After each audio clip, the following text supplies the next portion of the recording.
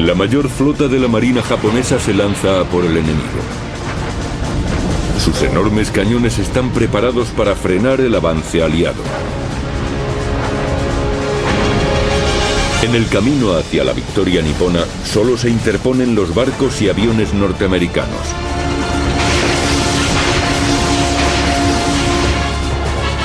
Las fuerzas estadounidenses se enfrentarán a la armada japonesa liderada por el legendario Yamato, el mayor acorazado de la historia.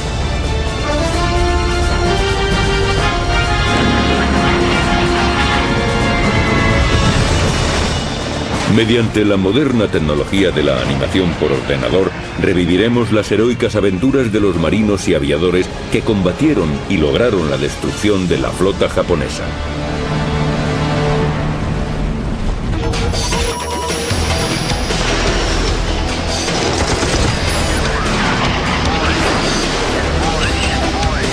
Combates aéreos. La destrucción de la flota japonesa. 24 de octubre de 1944. Los cazas y bombarderos de la tercera flota norteamericana vuelan en una misión decisiva: encontrar y destruir la fuerza central japonesa, la flota más poderosa de la Marina Imperial.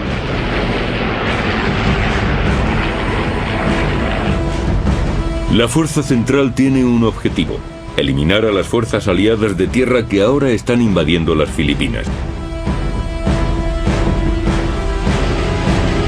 El teniente Nick Fellner, de 23 años, piloto de Hell Drive, descubre incrédulo a su presa sobre las aguas.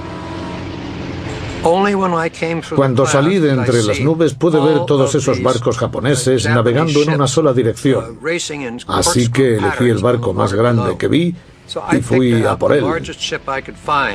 Era el objetivo más nítido que había tenido nunca frente a mí. El objetivo de Fellner es de hecho el mayor y mejor armado navío que nunca haya surcado los mares: el buque insignia japonés, el Yamato. Esta mole de 72.000 toneladas posee los cañones más poderosos de la historia. Su batería principal de 46 centímetros puede lanzar casi 1,5 toneladas de explosivos a unos 40 kilómetros. El Yamato fue diseñado para que pudiera destruir cualquier acorazado enemigo a gran distancia. O dicho de otra forma, estaba pensado para destruir la flota norteamericana antes de que ésta pudiera disparar un solo cañonazo. El Yamato, su gemelo el Musashi y los otros 27 barcos de la flota central se dirigían en busca de las fuerzas de tierra aliadas. Fellner tenía que actuar. Nos pusimos en formación de ataque. El plan era atacar con el sol a nuestra espalda. Eso nos daba la oportunidad de acercarnos sin que los artilleros de la cubierta pudieran dispararnos. El Yamato activa sus 150 cañones antiaéreos. Fellner hace un picado hacia el ojo del huracán. Su Hell Drive lleva una sola bomba perforante de 450 kilos. Fellner debe dirigir su avión al objetivo, acercarse lo más posible y volar entre el fuego enemigo. Deberá avanzar unos 10.000 pies en un picado casi vertical con su máquina a tope. El factor más importante era caer sobre el blanco. A algo menos de 1.000 pies, me di cuenta de que ya no tenía tiempo y pulsé el botón para soltar la bomba.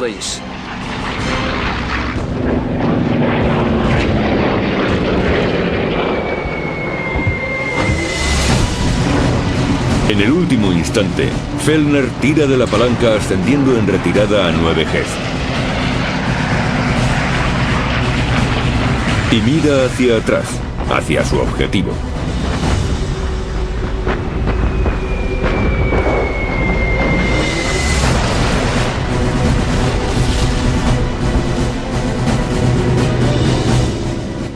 Hice un lanzamiento muy afortunado porque la bomba impactó en una de las pocas, muy pocas partes sin blindar del acorazado. La bomba de Fellner atravesó la cubierta y explotó en el interior del buque.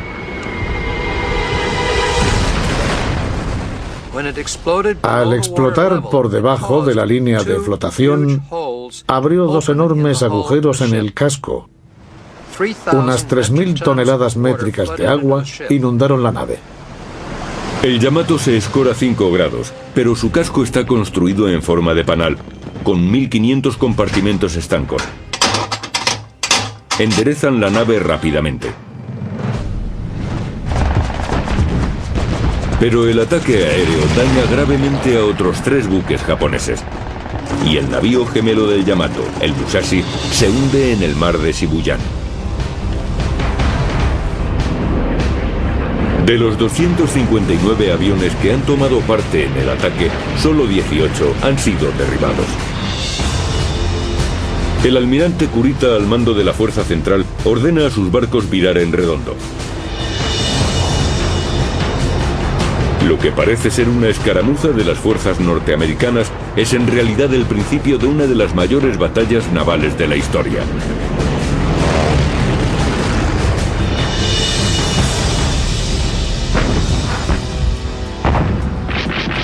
El final de la guerra se acerca.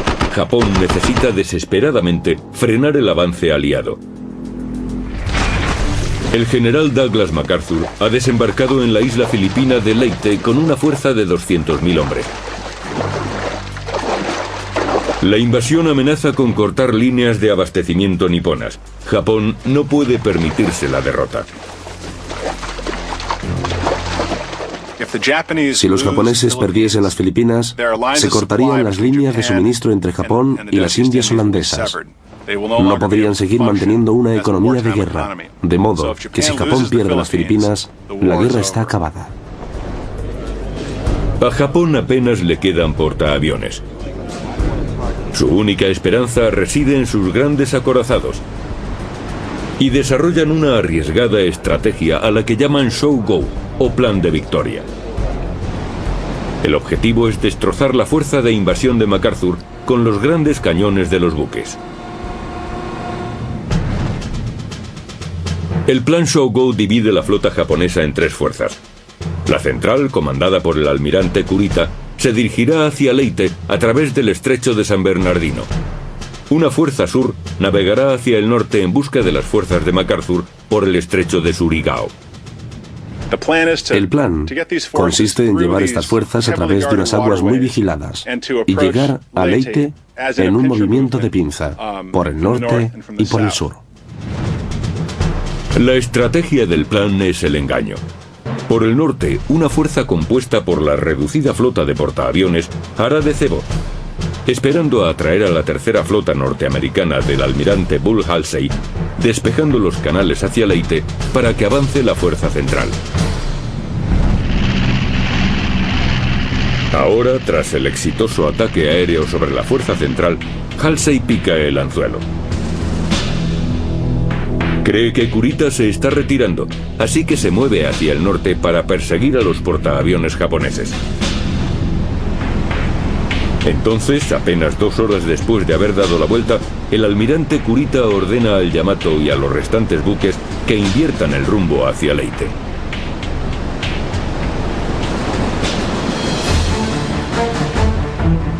En la madrugada del 25 de octubre, aparecen frente a la costa de la isla filipina de Samar.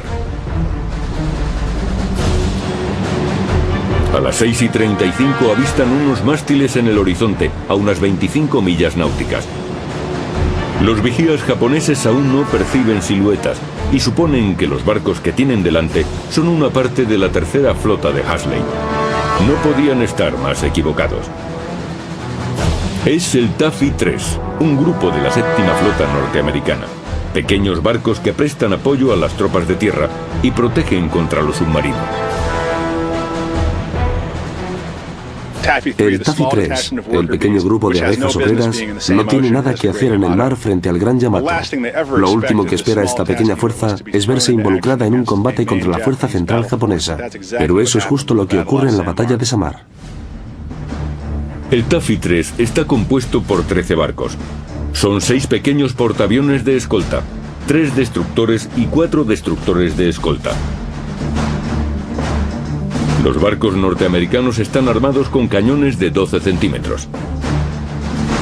La Fuerza Central Nipona contaba con 23 buques de guerra, 4 acorazados, 6 cruceros pesados, 2 cruceros ligeros y 11 destructores.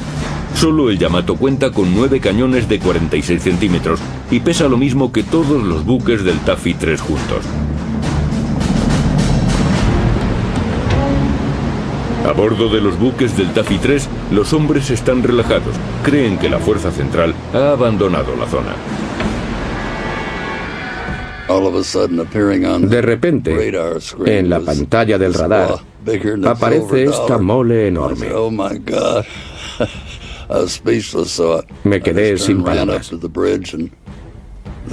Subí al puente y el capitán nos dijo: todo el mundo a sus puestos. Nos atacan.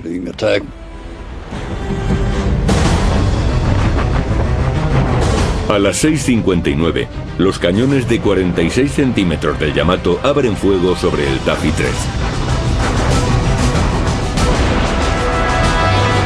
El escenario está listo para un combate muy descompensado.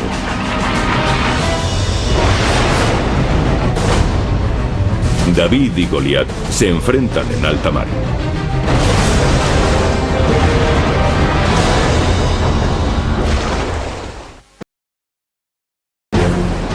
...25 de octubre de 1944... está teniendo lugar una de las batallas navales más épicas de la Segunda Guerra Mundial. La Fuerza Central japonesa ha abierto fuego sobre Taffy 3, un grupo de pequeños buques norteamericanos. Los inmensos cañones del Yamato han entrado en acción.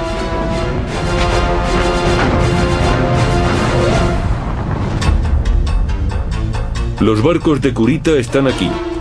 Taffy 3 está aquí, 20 millas al sureste. Son los únicos buques que protegen a los 200.000 soldados norteamericanos en las playas de Leyte. Takeo Kurita, el almirante japonés, cree que está atacando a la tercera flota del almirante Hasley y lanza sus barcos al combate. La flota central de 22 barcos navega en una formación estándar de crucero, una serie de columnas paralelas. Normalmente, cuando se avista al enemigo, los buques maniobran para formar una única línea de batalla. Se agrupan para apuntar todos los cañones hacia el enemigo. Pero Kurita está ansioso por atacar rápidamente a Hasley, y en lugar de formar una poderosa columna de batalla, ordena un ataque general. Sus fuerzas permanecen divididas, una decisión que resultará errónea. El comandante del Taffy 3, el vicealmirante Clifton C.G. Sprague, sabe que le superan en número y armamento, y reacciona rápidamente.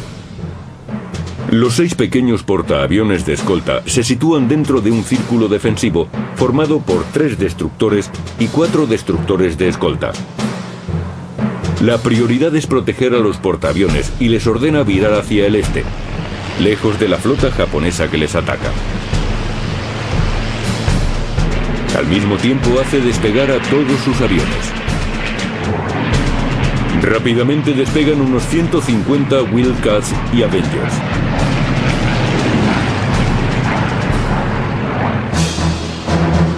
Los destructores y los destructores de escolta lanzan una pantalla de humo protectora.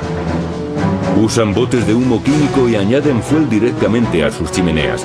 Pero si bien esta maniobra oculta la retirada de los portaaviones, también expone a los destructores ante el enemigo. Estábamos en posición para proteger a nuestros portaaviones. Y mientras estábamos creando esa pantalla de humo, intensificaron el fuego y empezaron a ponernos nerviosos viendo tanto fuego a nuestro alrededor. El barco más cercano a la fuerza japonesa es el destructor USS Johnston. Su comandante, el capitán de fragata Ernest Evans, no está dispuesto a dejar que el enemigo les arrolle sin presentar batalla. Sin esperar órdenes, Evans lanza la ofensiva.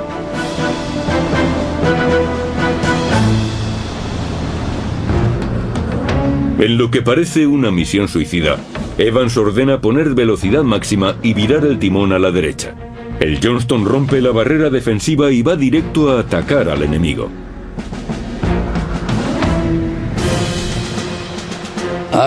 Hablé con el capitán. Lo único que le dije fue que no permitiese que nos hundiéramos cargados de torpedos. 2 años antes había estado en un destructor en la batalla de Guadalcanal y no conseguimos lanzar ni uno solo de nuestros torpedos, así que quería dispararlos. El capitán dijo que lanzaríamos un ataque con torpedos. Para realizar un ataque efectivo, Evans debe acercarse hasta 5,5 millas.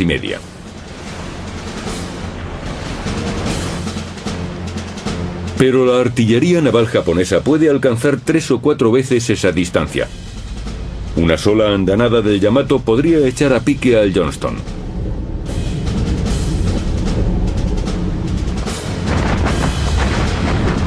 Los japoneses abren fuego desde una distancia inalcanzable para cualquier cañón norteamericano.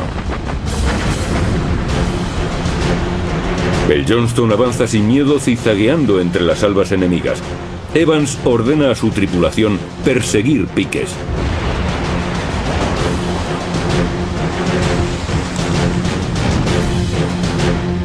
En esta táctica defensiva, el buque se dirige hacia las columnas de agua levantadas por el impacto de los proyectiles enemigos, suponiendo que los artilleros no dispararán 2 veces seguidas al mismo lugar. Nos lanzábamos directamente hacia allá, esperando que sus artilleros cambiasen los ajustes o la elevación de los cañones en el siguiente disparo. El Johnston se acerca a los barcos enemigos. Está a 10 millas, la distancia de ataque para sus cañones de 12 centímetros. A las 7:10 de la mañana, el Johnston abre fuego sobre el crucero pesado que va en cabeza, el Kumano. No creía que pudiéramos atravesar el blindaje de un crucero, pero podíamos dañarlo, inutilizar los cañones pequeños y cosas por el estilo.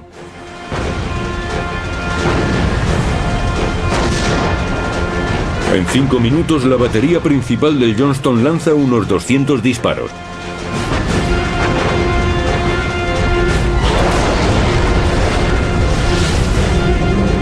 Los proyectiles de 24 kilos estallan sobre la cubierta del Kumano.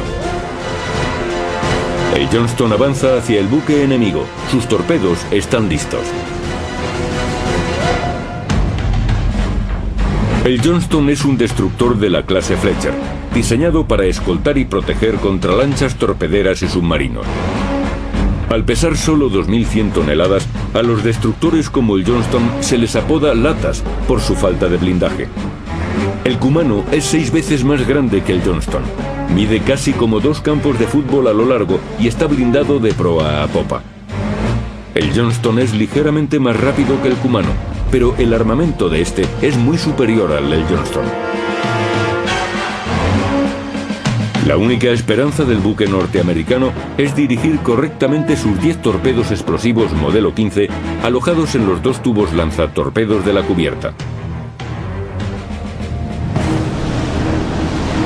El Johnston sigue adelante para situarse a la distancia adecuada. Sorprendentemente, los artilleros japoneses son incapaces de realizar un solo impacto. Los torpederos del Johnston apuntan.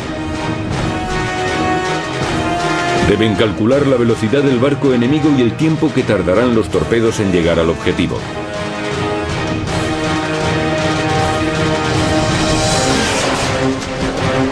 Tras la orden del capitán Evans, las explosiones de aire comprimido lanzan los torpedos al agua. Cada uno de ellos alberga una potente carga, 375 kilos de explosivo. Tras disparar, el Johnston maniobra bruscamente para alejarse. Sus torpedos navegan a una profundidad de 2 metros con una velocidad de 27 nudos hacia el objetivo. Se produce una violenta explosión. El Kumano ha sido alcanzado y dañado. Uno de los torpedos del Johnston había reventado la proa del Kumano y el barco tuvo que retirarse. Además, un segundo crucero, el Suzoya, también se retira para permanecer a su lado. Así que de buenas a primeras, gracias a la audacia del capitán Evans, 2 de los 6 cruceros pesados de los japoneses quedan fuera de combate en los primeros 10 minutos. Pero el triunfo del Johnston tiene su precio. Ahora se encuentra a 7 millas del acorazado Congo, una distancia óptima para el disparo.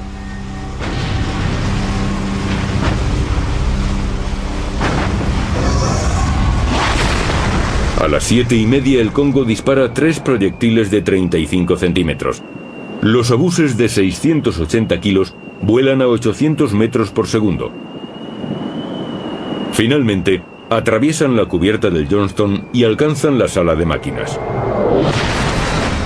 La velocidad del barco norteamericano se ve reducida a la mitad. Ya solo navega a 17 nudos. Es una presa fácil. Segundos después, 3 proyectiles de 6 pulgadas, probablemente del Yamato, destrozan el puente.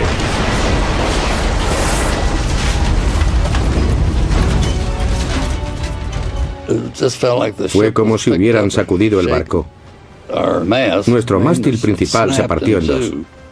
Tras los impactos, yo estaba alerta a todo lo que ocurría y vi cómo el mástil se venía hacia abajo. Fue un caos absoluto. Los proyectiles japoneses paralizan las torretas de popa de 12 centímetros, accionadas eléctricamente. Mi cañón estaba bajo el control del artillero jefe, pero cuando recibimos ese impacto, todo se bloqueó. Mis cascos, por los que recibía las órdenes, dejaron de funcionar. Perdimos la conexión eléctrica del cañón. Nos quedamos fuera de servicio. El puente está cubierto de sangre. El capitán Evans ha sufrido heridas graves, pero no cede el control de la nave. El capitán Evans se ve obligado a abandonar el puente y pasar al timón de popa. En el puente no queda nadie. No se ven más que vísceras. Es la escena de una carnicería inimaginable. Increíblemente, los equipos de reparación del Johnston consiguen recuperar 2 de las 5 torretas con cañones de 12 centímetros.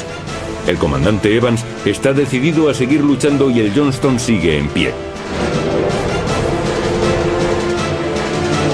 Los otros barcos se preparan para entablar combate. Mientras, los pilotos de los portaaviones del Taffy 3 se lanzan contra la enorme fortaleza flotante de la armada japonesa.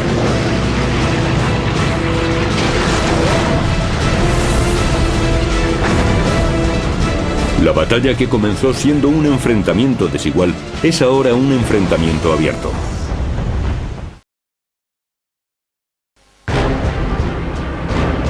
...25 de octubre de 1944.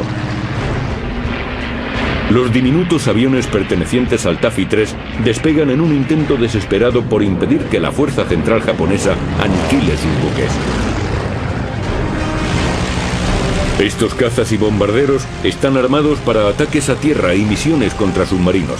Sus armas son virtualmente inútiles contra los grandes barcos japoneses. Muchos de ellos están armados con poco más que cargas de profundidad o ametralladoras. En algunos casos carecen por completo de armamento y se dedican a hostigar a los barcos de la fuerza central. Hacen cualquier cosa para impedir que los enormes buques nipones persigan y hundan a sus portaaviones a placer. El teniente Robbie vuela con una división de cazas FM-2 Wildcats provenientes del portaaviones de escolta Gambier Bay. El piloto de 24 años avanza a través de una tormenta de fuego antiaéreo. No estaba asustado, pasaba miedo después, no durante la acción. Robbie avanza desde 1200 pies, atacando a los destructores japoneses con sus ametralladoras de calibre 50.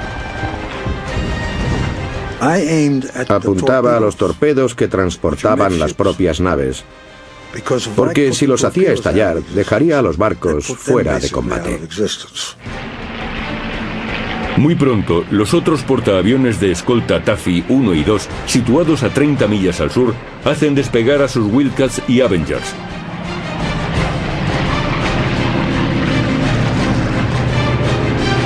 A las 7:15, cientos de aviones aliados llenan el cielo.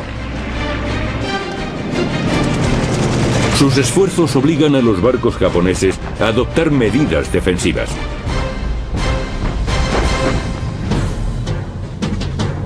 Esta pausa en el ataque japonés permite a los destructores Hall y Herman lanzar sus torpedos.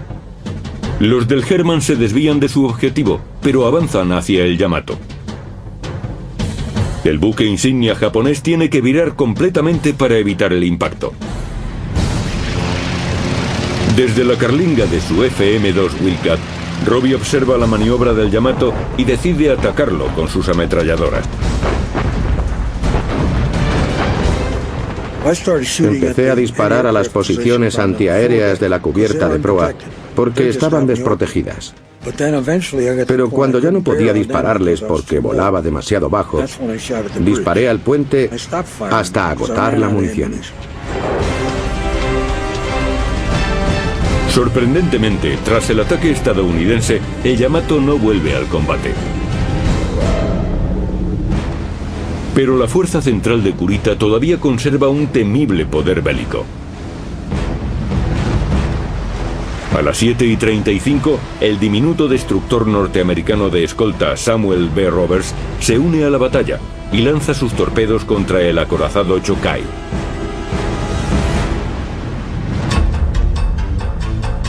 El Samuel B. Roberts es un destructor de escolta. Es más pequeño que los destructores propiamente dichos y está diseñado para la búsqueda de submarinos. Sus armas son 2 cañones de 12 centímetros y 3 torpedos modelo 15. El Chokai es casi el doble de largo, 10 veces más pesado y tiene un armamento muy superior al del Roberts. Teníamos a un destructor de escolta haciendo algo para lo que no estaba preparado. Teníamos a hombres haciendo algo para lo que nunca fueron entrenados, pero lo hicieron. En su avance, la tripulación del Roberts divisa al destructor Johnston dañado tras el combate. Para el marinero de primera clase de 18 años, Jack Jusen, la visión del capitán Evans en la cubierta del Johnston le alentó. Allí en la popa estaba el capitán Evans dando órdenes y al verlo gritamos: «Mirad, es el capitán Evans, Dios mío». Y cuando pasamos a su lado nos saludó. Hizo un rápido saludo a nuestro capitán. Camuflado por el humo, el Roberts avanza hasta situarse a unas 2,5 millas del Chokai. Podíamos ver sus 2 cañones de proa de 20 centímetros apuntando hacia nosotros. Me dio la impresión de que me iba a dar entre los ojos. El Chokai dispara sus proyectiles de 20 centímetros. Cada uno pesa unos 140 kilos.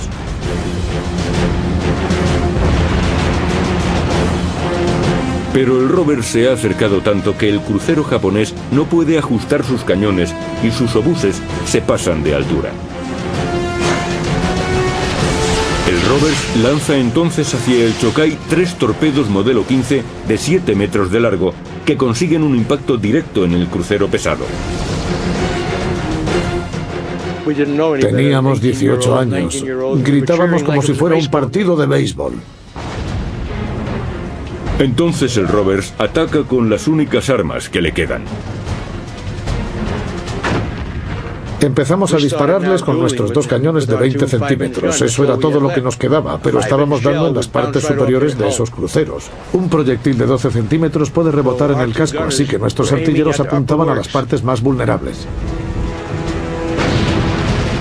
Durante 60 minutos, el Roberts se bate en igualdad contra adversarios que son de 10 a 30 veces más grandes. Hacen más de 600 disparos con sus cañones de 12 centímetros.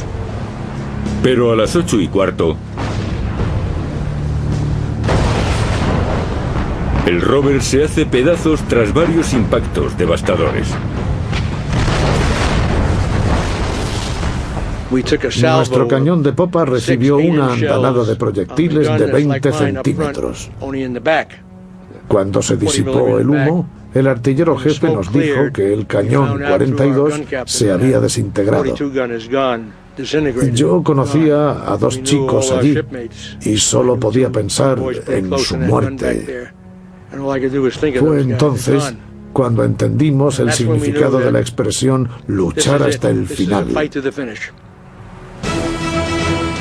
Asumiendo su último desafío, el cañón de 12 centímetros de proa del Roberts, el único que les queda, dispara e incendia la cubierta del crucero Chikuma y destroza su torreta número 3.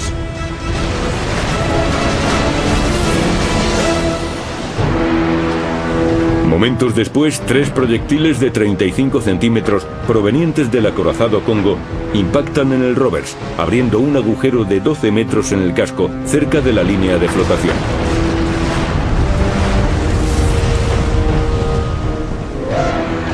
Podía entrar una furgoneta por ese agujero. Se filtraban toneladas de agua. Nos quedamos completamente parados. Alguien gritó: «Abandonad el barco, sálvese quien pueda». A las 9:35, Yusen y sus camaradas de a bordo abandonan el barco y rezan para que les rescaten. 30 minutos más tarde, el Samuel B. Roberts, que sería conocido como el destructor de escolta que luchó como un acorazado, se hunde bajo las olas. El buque arrastró consigo a 89 marineros. Las latas del Taffy 3 están sucumbiendo al poder de la flota japonesa.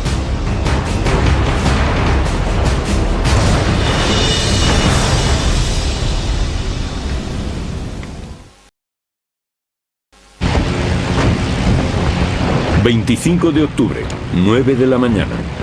La batalla para proteger la fuerza de invasión de MacArthur dura ya más de 2 horas.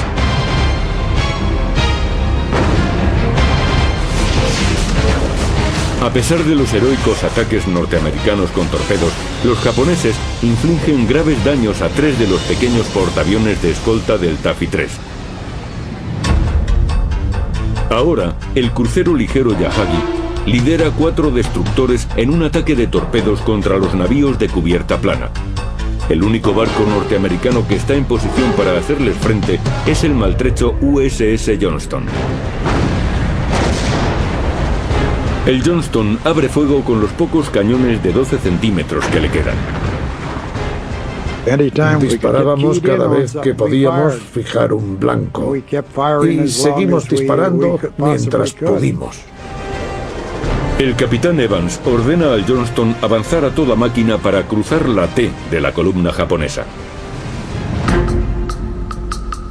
Cruzar la T es una táctica naval clásica en la que una nave cruza frente a un enemigo, de modo que aquella puede disparar con todos sus cañones, mientras que el enemigo solo puede hacerlo con su armamento frontal.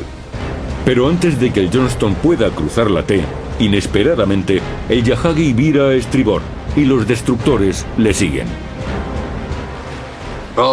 De repente empiezan a girar uno detrás de otro. Sabíamos que estaban preparando algo, tal vez un ataque con torpedos, pero su posición era tan inapropiada que teníamos muchas dudas.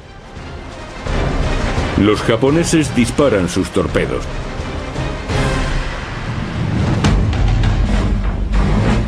El torpedo japonés tipo 93 o Long Lance fue uno de los más efectivos durante la guerra. Con un alcance máximo de 32 kilómetros y una carga máxima de 450 kilos de explosivos, puede hundir un barco con un solo impacto. Como a todos los torpedos, hay que programarle previamente la velocidad, alcance y profundidad de navegación. Pero el Johnston ha hecho que los japoneses disparen prematuramente antes de hacer los ajustes necesarios, y los torpedos no alcanzan su objetivo. El Johnston ha vuelto a salvar a los portaaviones y una vez más paga el precio. Los 5 barcos japoneses aplastan al solitario destructor. El Johnston dispara en un desesperado e inútil intento por demorar lo inevitable. A las 9:10, una descarga arrasa el barco.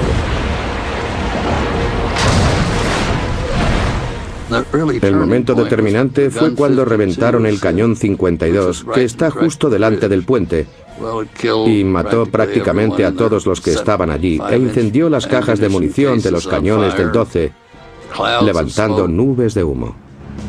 Finalmente los motores del Johnston se paran. El barco queda inmóvil sobre el agua. Los destructores enemigos rodean al maltrecho barco disparando despiadadamente. El barco estaba recibiendo demasiados impactos. No podíamos tapar los agujeros con la suficiente rapidez y era imposible mantener el barco a flote. A las 9:45, tras casi 3 horas de combate, el capitán Evans da la orden de abandonar el barco. 25 minutos después, el Johnston se hunde bajo las olas. Se han perdido 186 miembros de su tripulación. Pero sorprendentemente, el Johnston y Taffy 3 han logrado lo imposible.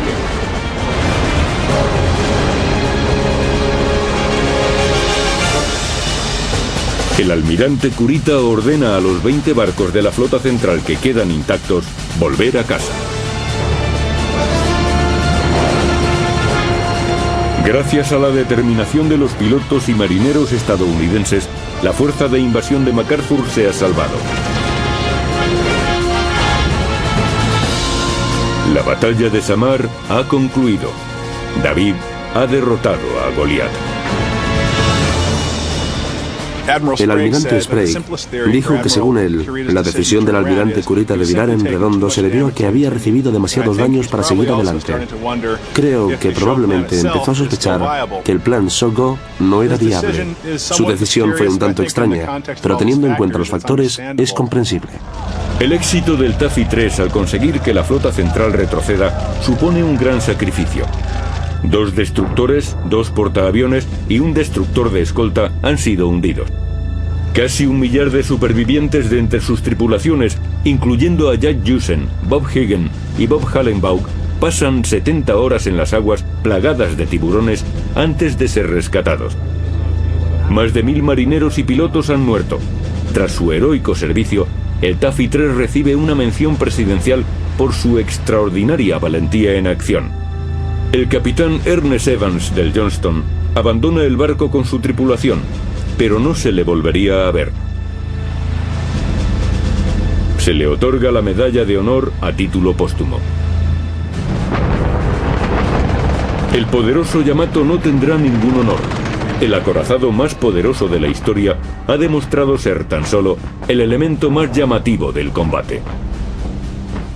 En realidad, esa fue la única oportunidad que tuvo el Yamato de hacer lo que se esperaba de él: usar sus gigantescos cañones para vencer a la flota norteamericana en una batalla decisiva.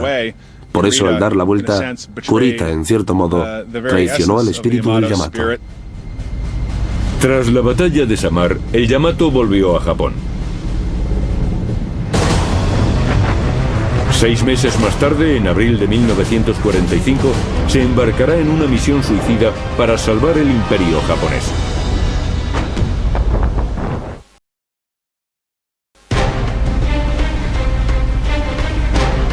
...6 de abril de 1945... la Marina Imperial lanza una última y desesperada ofensiva en el Pacífico, la Operación Tengo o Cielo 1. El plan Tengo es el equivalente naval de los kamikazes. Era una misión suicida, un viaje solo de ida, liderado por el Yamato, que saldría de la isla de Japón para atacar el fondeadero norteamericano en Okinawa. Si Japón perdía Okinawa, los Estados Unidos tendrían la base que necesitaban para atacar las islas principales del sur, de manera que este es un momento determinante. El Yamato y su escolta de 9 cruceros y destructores son descubiertos por submarinos estadounidenses al sur de la isla de Kyushu. Al día siguiente, 7 de abril, más de 300 aparatos despegan de portaaviones norteamericanos y se lanzan hacia un violento choque con la fuerza Tengo. El teniente Francis Ferry, que pilota un Helldiver del portaaviones Bennington, vuela en la primera oleada. Hace un mes, el aparato de Ferry casi fue derribado por la barrera antiaérea del Yamato. Sabíamos a qué nos enfrentábamos y yo tenía una mezcla de sentimientos. El Yamato me había atacado una vez y presentía que esta vez me alcanzaría. Ferry pilota un Curtiss SB-2C, el legendario Helldiver, conocido como la Bestia. El Helldiver tenía mayor velocidad punta y más del doble de bombas que su predecesor, el SB-D Dunless. Cada uno de los pilotos de la división de Ferry llevaba un arsenal de 8 cohetes de 12 centímetros y 2 bombas perforadoras de 450 kilos. El Yamato aparece debajo de ellos. Cuando los aviones norteamericanos son vistos, se les recibe con lo que un piloto describió como mirar el cono de un volcán, concretamente las baterías de 46 centímetros del Yamato elevadas al máximo.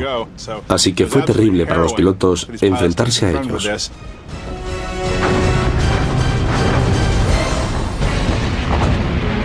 A las 12:20 del mediodía, Ferry pica desde 3.000 pies de altura apuntando al blanco. Usé mis cañones de 20 milímetros para ayudarme a apuntar porque llevaba trazadoras. Si las trazadoras iban rectas, sabía que estaba volando recto. Podía ver cómo las trazadoras iban directas al Yamato. Y solté mis 8 cohetes y las bombas de 450 kilos a la vez. Las bombas de Ferry impactan en la superestructura de popa del acorazado.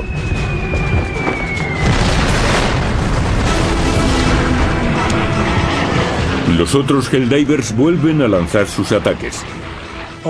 En mi anterior ataque al Yamato, solo vi humo. En este otro, vi fuego.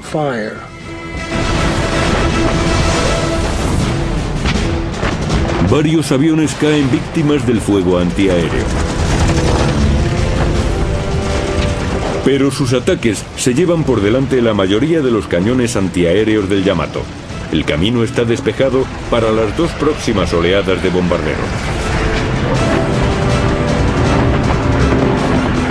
Los artilleros jefe nipones están fuera de combate.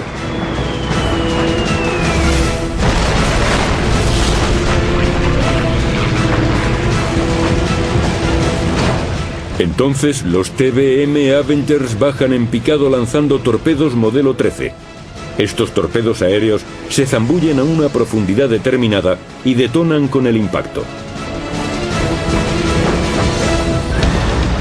Las cabezas de 270 kilos desgarran los compartimentos estancos de babor. El lado de babor se estaba inundando y el buque escoraba. Es muy difícil apuntar a un barco que ladea. Los japoneses intentan compensar inundando el lado de estribor, pero estas medidas solo le conceden al Yamato media hora de vida más. Pasadas las 2 de la tarde, los impactos de al menos 15 bombas y de numerosos torpedos han hecho del acorazado más poderoso de la historia una mole a la deriva. Se sienten 2 cosas. Por un lado, satisfacción por haber cumplido tu misión, pero también tristeza por bombardear una nave llena de chicos jóvenes. Es un pensamiento que me persigue todos los años. Cada 7 de abril se repite.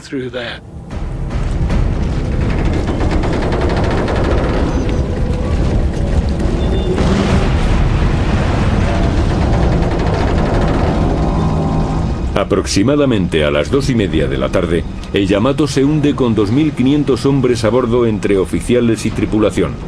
Solo 270 supervivientes son rescatados. Pero el orgullo de la flota japonesa no sucumbirá sin estruendo.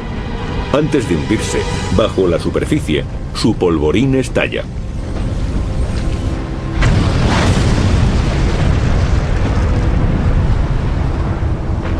El 7 de abril de 1945, los ataques aéreos no solo hunden al Yamato, sino también al crucero Yahagi y a los 4 destructores de la desventurada misión Tengo.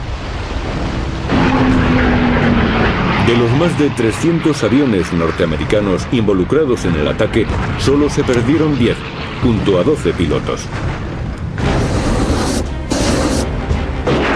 En junio de 1945, tras 2 meses de terribles combates, los aliados aseguran la posesión de Okinawa. Tras el fracaso de la misión Tengo, la flota japonesa, que aún estaba operativa, nunca saldría de nuevo a enfrentarse con el enemigo. El Yamato fue diseñado como la encarnación del poder y la gloria imperiales. Irónicamente, sus llamas se convirtieron en la pira funeraria de toda la armada japonesa.